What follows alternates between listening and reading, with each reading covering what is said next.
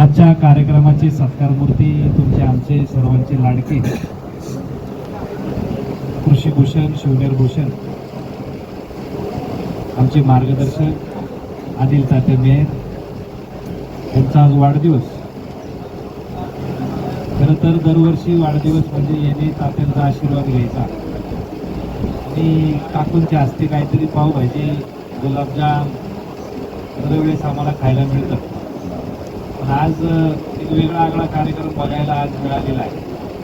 आपण सगळे जीवाभावाचे दिवसभरात येणारी जाणारी लोक, त्याच्यामध्ये ग्रामोन्नती मंडळ असेल, कृषी विज्ञान केंद्र असेल, तात्यांवरती प्रेम करणारे त्यांचे सगळे सहकार्य असतील, सगळी मंडळी आज तात्यांना आवर्जून भेटण्यासाठी वेळात वेळ काढून येत असतात. आणि सध्या तात्या सोशल मीडियावरती जीवन गौरव पुरस्काराचा बॅनर आमच्या सगळ्या ग्रुपवरती फिरतात. तिथे रोटरी क्लब असेल, सगळे म्हणजे वेगळे वेगळे जे सामाजिक ग्रुप आहेत आपले व्हॉट्सअपचे, त्याच्यावरती फिरू लागलेले आहेत. आणि नव्याने जे आपल्याला फूड अँड ड्रगला आयुक्त आलेले आहेत तुकारामजी मुंडे, त्या कमिटीवर सुद्धा तात्या आहेत.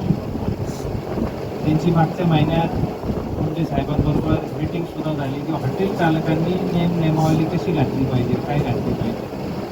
आणि कालच तात्यांनी त्यांच्या भाषणात सांगितलं की नारायणगावमध्ये जे टाकले आहेत त्यांना सुद्धा आपण अवगत केलं पाहिजे, कारण तुकाराम मुंडे दाट टाकणार. आणि एखाद्याला अडचण आली तर एक सोल्युशन आहे तात्यांकडे येणं आणि ते काम पूर्ण करून जाणं.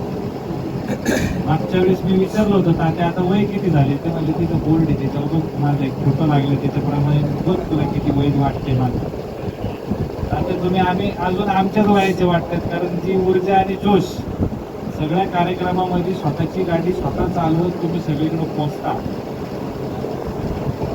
आम्ही सुद्धा एवढं दिवसभर पळापळ करत नाही तेवढी धावपळ तुम्ही करताय. आणि ज्या ज्या क्षेत्रामध्ये तुम्ही काम केलं, कृषी केलं, शैक्षणिक केलं, आता KVK असेल, ABM असेल, सिनियर कॉलेज आहे, हे तुम्ही घरची जबाबदारी स्वीकारून हे एवढं मोठं विश्व उभं केलेलं आहे. मला वाटत नाही पुणे जिल्ह्यामध्ये एवढी मोठी शिक्षण संस्था, एवढी मोठी जागा, एवढे विद्यार्थी ग्रामीण भागामध्ये कुठलेच नसतील. तेवढं मोठं ग्रामोन्नती मंडळाचं नाव तालुक्यापुरतं सीमित न राहता, जिल्ह्यापुरतं सीमित न राहता मी महाराष्ट्रभर आपलं नाव फिरलेलं आहे. तात्यांची ओळख म्हणजे आता त्यांच्या वयापेक्षा अधिकची माणसं, त्यांच्या वयापेक्षा कमी म्हणजे आमच्यासारखी ही तात्यांना आवर्जून भेटण्यासाठी. त्याच्यामध्ये शालेय विद्यार्थी असतील, तुमच्या संस्थेचे सगळे शिक्षक असतील, प्रामुख्याने भारताचे आपले माजी कृषी मंत्री, आपले सर्वांचे मार्गदर्शक शरदचंद्रजी पवार साहेब, हे आवर्जून इकडचा दौरा असेल, इकडचं काम असेल, पहिला फोन तात्यांना जातो.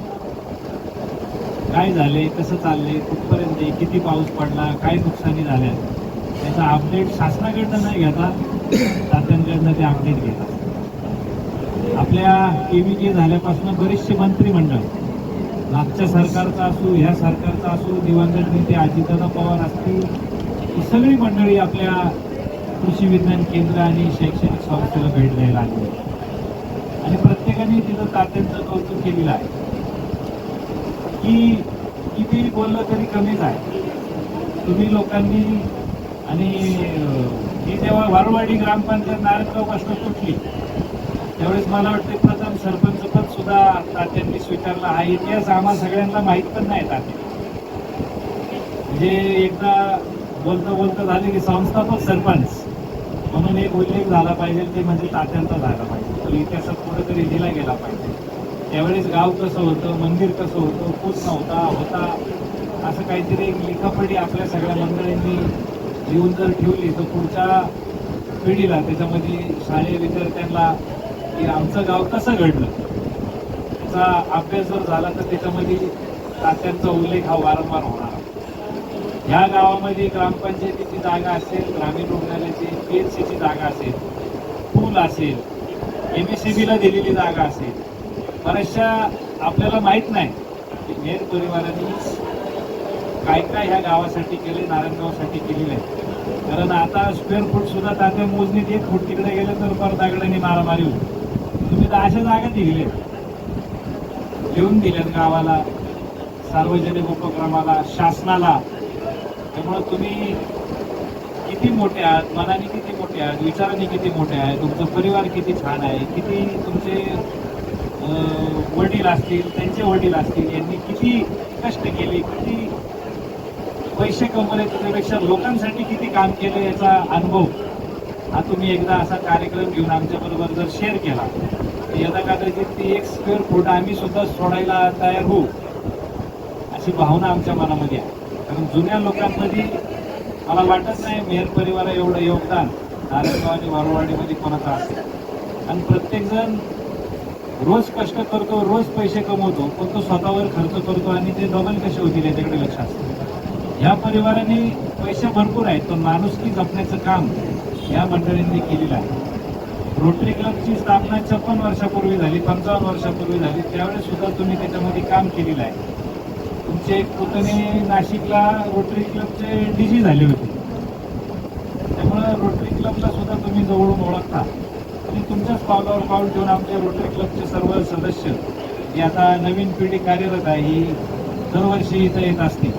आणि या वर्षीचे आमचे अध्यक्ष स्वप्नीलजी जुन्नरकर त्यांचाही तुमचा जवळचा संबंध आहे आणि त्यांनी जबाबदारी आता ती माझ्या खांद्यावर टाकलेली आहे. पुढच्या वर्षाचा अध्यक्ष मला केलेला आहे. दादा सुद्धा आमच्या कार्यक्रमाला रोज असतो.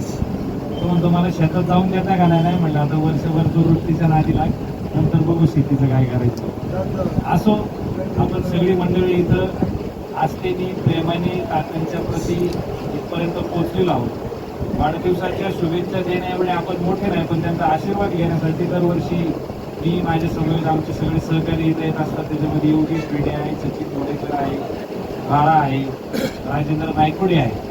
सगळी मंडळी अजून 2-4 जण येणार आहेत, पण ते आपलं काम उरकत नारायणगाव स्टँडला ट्रॅफिक सुद्धा जाम झालेलं आहे. सगळी उरकून तुमची गाठ घ्यायला येणार आहेत. तुम्ही असंच सदैव प्रेम आमच्यासारख्या युवकांवरती ठेवावं ही मी अपेक्षा या ठिकाणी व्यक्त करतो. थांबतो. धन्यवाद.